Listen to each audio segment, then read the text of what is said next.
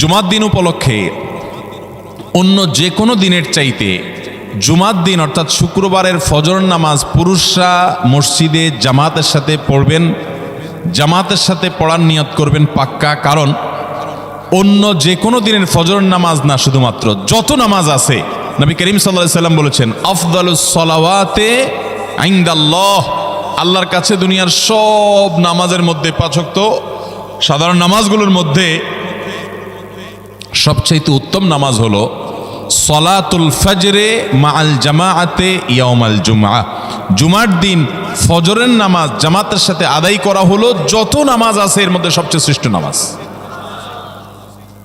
তাহলে জুমার দিনে এই বিষয়টা বিশেষভাবে খেয়াল রাখবো। জুমার দিন ফজর নামাজটা পুরুষরা কোথায় পড়বো, এবং সেটা বৃহস্পতিবার থেকে পরিকল্পনা শুরু করবো যে কালকের ফজর নামাজ যাতে কোনো অবস্থাতে আমার মিস না হয়। আমাদের আখিরাতের ব্যবসা এটা ভাই, আখিরাতের কারেন্সি সংগ্রহ করা। যত খুঁটে খুঁটে ভালো ভালো আমলগুলো করবেন, আপনার আমল নামাতে আমল সওয়াব জমা হতে থাকবে। চেষ্টা করবো তো ইনশাআল্লাহ। আমাদেরকে শয়তান অন্যদিন ফজরের নামাজ পড়ার সুযোগ হলেও শয়তান এমনভাবে আমাদেরকে ধোঁকা দেয়, শুক্রবারে ফজরটা পড়াটা সবচেয়ে বেশি কঠিন হয়ে যায়। কেন জানেন?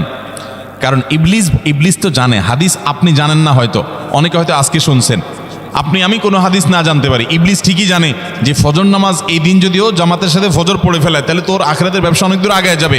ওর সাথে তো আমাদের বাবা আদমের সাথে সেই চ্যালেঞ্জ, আদম আলাইহিস সালামকে সিজদা করতে বলা হয়েছে, সে তো করে নাই, তার সৌজন্য বা তার জন্য সিজদা নিবেদন করে নাই। আল্লাহ তাআলা সেজন্য তাকে জান্নাত থেকে বের করে দিয়েছে।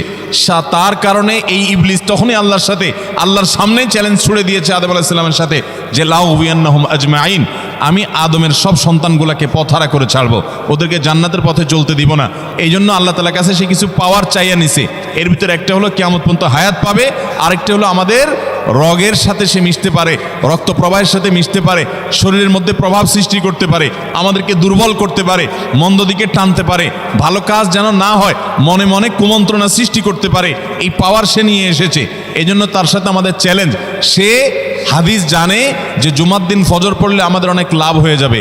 এই জন্য সে বৃহস্পতিবার রাতে, অন্য দিন যদি আপনি 10টা 11টা বা 11:30টায় ঘুমান, 12টায় ঘুমান, জুমার দিন অর্থাৎ বৃহস্পতিবার দিবাগত রাতে আইসা ইবলিস বলে, আরে পাগল হইছস, কালকে হলো শুক্রবার, দোকানদারি নাই, ব্যবসা নাই, চাকরি নাই, মহিলাদেরকে বলে কালকে পোলাপানের স্কুল নাই, মাদ্রাসা নাই, আজকে একটু টক শো, মিষ্টি শো, নাটক, সিনেমা, ইউটিউব, ফেসবুক, ওয়াজই শোন অন্তত। শয়তান কি বলে, ঠিক আছে তো যদি এত ফিল্ম দেখতে মনে না চায়, তো যদি মুসলমান হস, নেককার হস, তো ঠিক আছে অমুক হুজুরের ওয়াজ শুন। এই হুজুরের ওয়াজ শোনাত লাগাই দিয়ে রাতে 1টা 2টা পর্যন্ত পার করে দিল। এরপরে ফজর নামাজ ওর জামাতের সাথে মিস, শেষ। ভাইরা আমার, প্রত্যেক বৃহস্পতিবার আসলে সন্ধ্যার সময় প্রতিজ্ঞা করব, সপ্তাহের অন্য দিন যদি আমার ত্রুটি বিচ্যুতি হয়ও আমি সেটাকে কারেকশন করার চেষ্টা করব, কিন্তু শুক্রবার ফজরটা পুরুষ হিসাবে আমি জামাতের সাথে পড়বই পড়বো।